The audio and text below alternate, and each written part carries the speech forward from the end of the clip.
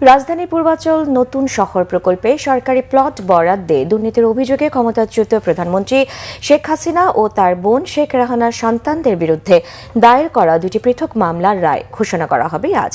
ঢাকার বিশেষ জজ আদালত 4-এ এ রায় ঘোষণা করা হবে।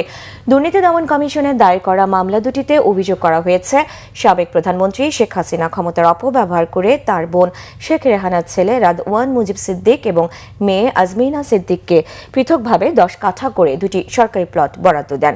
মামলা দুটিতে শেখ রেহানার আরেক মেয়ে এবং ব্রিটিশ এমপি টিউলিপ রিজওয়ানা সিদ্দিকের বিরুদ্ধেও অভিযোগ আনা হয়েছে। এইসব মামলার বিচারিক কার্যক্রম ঢাকার বিশেষ জজ আদালত 4-এ সম্পন্ন হয়। ক্ষমতার অপব্যবহার ও অনিয়মের মাধ্যমে পূর্বাঞ্চল নতুন শহর প্রকল্পে 10 কাঠা করে সরকারি প্লট বরাদ্দ নেওয়ার অভিযোগে গত বছরের 13 জানুয়ারি দুদকের সহকারী পরিচালক আফনান জান্নাত কেয়া আজমিনা সিদ্দিক ও রাদওয়ান মুজিব সিদ্দিকের বিরুদ্ধে পৃথক দুটি মামলা করেন।